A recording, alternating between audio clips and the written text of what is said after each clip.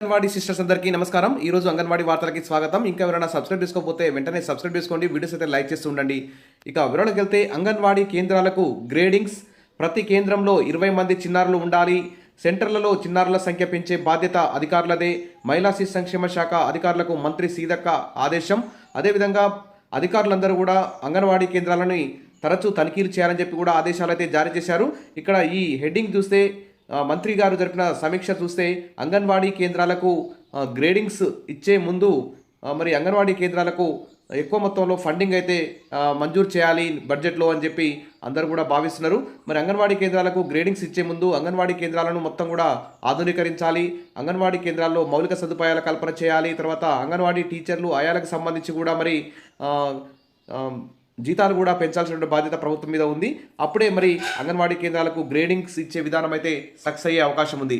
ఇక రాష్ట్రంలోని అన్ని అంగన్వాడీ కేంద్రాలకు గ్రేడింగ్లు ఇస్తామని మహిళా శిశు సంక్షేమ శాఖ మంత్రి సీతక్క అయితే తెలిపారు. ఇక తర్వాత పనితీరు ఆధారంగా అవార్డులు రివార్డులు ఉంటాయని, ప్రతి సెంటర్లో కనీసం 20 మంది చిన్నారులు ఉండాల్సిందే అంటూ మంత్రి సీతక్క ఆదేశాలు అయితే జారీ చేశారు. ఇక పోషకాహార తెలంగాణ లక్ష్యం, ఆ దిశగా అంగన్వాడీ కేంద్రాలు పనిచేయాలి. జిల్లా స్థాయి అధికారులు వారంలో కనీసం 3 అంగన్వాడీ కేంద్రాలను సందర్శించాలి అంటూ మరి మంత్రి సీతక్క వీడియో కాన్ఫరెన్స్లో అయితే అధికారులకైతే ఆదేశాలు జారీ చేస్తున్నారు. ఇక అంగన్వాడీ సెంటర్లకు గ్రేడింగ్, సరుకులలో నాణ్యత లోపిస్తే కఠిన చర్యలు. కందిపప్పు సరఫరాను నామినేషన్ పద్ధతిలో ఎందుకు కట్టబెట్టారు? గ్రామాల్లో చిన్నారులను గుర్తించి అంగన్వాడీ కేంద్రాల్లో చేర్పించాలి.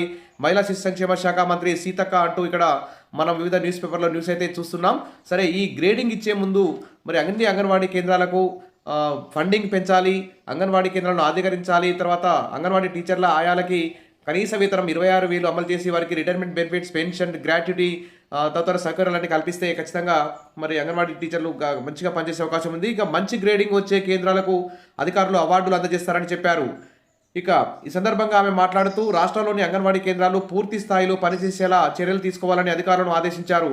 చిన్నారులు లేని కేంద్రాలను మరి డిమాండ్ ఉన్న ప్రాంతాలకు కూడా షిఫ్ట్ చేయాలని, తరలించాలని కూడా ఆమె పేర్కొన్నారు. రాష్ట్రంలో 313 అంగన్వాడీ కేంద్రాలు ఇంకా ఓపెన్ కాలేదని వివరించారు. ప్రతి కేంద్రంలో 20 మంది ఉండాలని, అంగన్వాడీ కేంద్రాల్లో చిన్నారులు లేరనే కారణాలు చెప్పొద్దని, వారి సంఖ్య పెంచే బాధ్యత అధికారులదే అని మంత్రి అయితే వెల్లడించారు. మరి గల్లీ గల్లీకి ఒక ప్రైవేట్ కాన్వెంట్ స్కూల్ అయితే పర్మిషన్ ఇస్తున్నారు గవర్నమెంట్ వారు. తద్వారా మరి అందరూ కూడా మరి అన్ని సౌకర్యాలు ఉన్నటువంటి ప్రైవేట్ కాన్వెంట్ స్కూళ్ళకి 3 సంవత్సరాలు నిండగానే చిన్నారులు అయితే పంపిస్తున్నారు. అలా కాకుండా మరి ప్రభుత్వం కొన్ని నిబంధనలు విధించాలి. ఇంత జనాభా ఉన్న వారికి ఎన్ని ప్రైవేట్ కాన్వెంట్ స్కూల్ మంజూరు చేయాలి అనే విధానం ఉండాలి. కానీ విచ్చలవిడిగా ఇబ్బడి ముబ్బడిగా మరి ప్రైవేట్ కాన్వెంట్ స్కూళ్ళకు గవర్నమెంట్ పర్మిషన్ ఇవ్వడంతో ఇప్పుడు అంగన్వాడీ కేంద్రాల్లో పిల్లలు లేకుండా అయిపోతున్నారు. అంగన్వాడీ కేంద్రాల్లోనేమో సౌకర్యాలు ఏమి ఉంది, తద్వారా మరి ప్రైవేట్ కాన్వెంట్ స్కూల్లోనేమో ప్రైవేట్ వారు మంచి సౌకర్యాలు కల్పిస్తూ అనేక రకరకాల ఆట వస్తువులు ఇస్తూ రంగురంగుల పుస్తకాలు అందిస్తూ వారు చిన్నారుల తల్లిదండ్రులను అయితే ఆకర్షిస్తున్నారు. తద్వారా అంగన్వాడీ కేంద్రాల్లో చిన్నారుల సంఖ్య తగ్గిపోతుంది. కాబట్టి ప్రభుత్వం మరి ప్రైవేట్ కాన్వెంట్ స్కూళ్ళని కట్టడి చేసి అంగన్వాడీ కేంద్రాలకు ప్రాముఖ్యత ఇవ్వాలి. అప్పుడే మరి అంగన్వాడీ కేంద్రాల్లో ఖచ్చితంగా పిల్లలు పెరిగే అవకాశం ఉంటుందని ఇక్కడ అంగన్వాడీ యూనియన్లు అయితే చెప్తున్నాయి. ఇక బడిబాట తరహాలో గ్రామాల్లో ఇంటింటికి వెళ్ళి చిన్నారులను గుర్తించి అంగన్వాడీలకు వచ్చేలా కృషి చేయాలన్నారు. పోషకాహార తెలంగాణ లక్ష్యంగా అధికారులు, ఉద్యోగులు కలిసి పనిచేయాలని సూచించారు. జిల్లా అధికారులు వారానికి 3 అంగన్వాడీ కేంద్రాలను సందర్శించాలని ఆదేశించారు. ఇక 30 అంగన్వాడీ కేంద్రాల్లో పిల్లలు లేరని, 198 కేంద్రాల్లో చిన్నారుల సంఖ్య 5 లోపే ఉందని, 586 కేంద్రాల్లో 10 లోపే చిన్నారులు ఉన్నారని మంత్రి సీతక్క గారు అయితే గుర్తు చేస్తున్నారు. ఇక ప్రభుత్వం చిన్నారుల సంక్షేమంపై 100 కోట్లు ఖర్చు చేస్తుందని, అధికారులు సీరియస్గా ఉంటేనే లక్ష్యాలు నెరవేరుతాయని చెప్పేసి ఇక్కడ మంత్రి అయితే ఆదేశాలు అయితే జారీ చేశారు. ఇక అంగన్వాడీ కేంద్రాలకు సరఫరా అయ్యే సరుకుల్లో నాణ్యత లోపిస్తే కాంట్రాక్టులను బ్లాక్ లిస్టులో పెడతామని కూడా హెచ్చరించారు. ఇక హైదరాబాద్ జిల్లాలో కోడిగుడ్ల సరఫరా సరిగ్గా చేయకపోవడంతో ఓ కాంట్రాక్టర్ను బ్లాక్ లిస్టులో పెట్టామని, తప్పు చేస్తే ఎవరిని ఉపేక్షించబోమని మంత్రి సీతక్క అయితే గట్టిగా వార్నింగ్ అయితే ఇచ్చారు. ఇక పోషకాహార పక్షోత్సవాలు అయితే ఇప్పుడు తెలంగాణలో ఘనంగా నిర్వహిస్తున్నారు.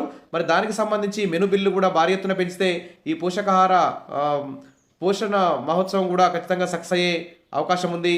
కాబట్టి చిన్నారులు లేని అంగన్వాడీ కేంద్రాలను మూసేసి మరి చిన్నారులు ఎక్కువగా ఉన్న గ్రామాల్లోకి అంగన్వాడీ కేంద్రాలను తరలించడం అయితే ఇది చాలా తప్పు పొరపాటు చర్య అని చెప్పుకోవచ్చు. ఎందుకంటే గవర్నమెంటే మరి అంగన్వాడీ కేంద్రాలకు అన్ని సౌకర్యాలు కల్పించి అంగన్వాడీల్లో చిన్నారులను చేర్పిస్తేనే వారికి సంక్షేమ పథకాలు వర్తింపజేస్తాం. రేషన్ కానీ, ఇందిరమ్మ ఇళ్ళు కానీ, సమాన సంఘాల లోన్ కానీ ఇవన్నీ కూడా వర్తింపజేస్తామనే విధంగా మరి ఒక విధానం రూపొందిస్తే, ఒక చట్టం తీసుకొస్తే ఖచ్చితంగా అంగన్వాడీ కేంద్రాలు లో స్ట్రెంత్ పెరిగే అవకాశం ఉంది. కాబట్టి ప్రభుత్వం ఆ దిశగా చర్యలు తీసుకోవాలి. ఫస్టు అంగన్వాడీ టీచర్ల ఆయాల జీతాలు కూడా పెంచాలి. వారి ఉద్యోగ భద్రత కల్పించాలి. తర్వాత వారికి ఇతర డిపార్ట్మెంట్ పనులు అప్పగించొద్దు. వివిధ యాపుల్లో వాళ్ళు డేటాని అప్లోడ్ చేయలేక సతమతం అవుతున్నారు. మరి 5G ఫోన్లు ఇవ్వాలి. ఆ యాప్లన్నింటినీ కలిపి ఒకే యాప్గా రూపొందించాలి. తర్వాత ఖాళీ అంగన్వాడీ టీచర్ పోస్టులు, ఆయా పోస్టులన్నింటినీ భర్తీ చేయాలి. ఆయాలకి ఇప్పటికి 14,000 పైగా అంగన్వాడీ టీచర్ ఆయా పోస్టులు భర్తీ చేస్తాం. నోటిఫికేషన్ మహిళా దినోత్సవం రోజు విడుదల చేస్తున్నాం అని చెప్పారు. కానీ ఇంతవరకు అయితే విడుదల చేయలేదు. వెంటనే 14,000 పోస్టులకు సంబంధించి వెంటనే అంగన్వాడీ నోటిఫికేషన్ కూడా విడుదల చేయాలి.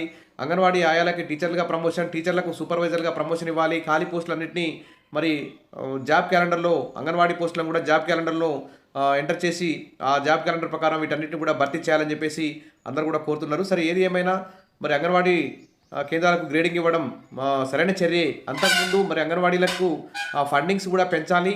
అంగన్వాడీ టీచర్ల ఆయాల జీతాలు పెంచి తర్వాత ఎలాంటి చర్యలు చేపట్టినా కానీ మరి మంచి ఫలితాలు ఇచ్చే అవకాశం ఉంది. ప్రస్తుతం ప్రభుత్వం అయితే బడ్జెట్లో ఖచ్చితంగా నిధులు కేటాయిస్తారని చెప్పి మరి మెను బిల్లు కూడా పెంచుతారని చెప్పి ఆశిద్దాం. Wish all the best. మరిన్ని అప్డేట్స్ కోసం మన ఛానల్ని ఫాలో అవుతుండండి. వీడియోస్ అయితే లైక్ చేస్తూ ఉండండి. Thank you.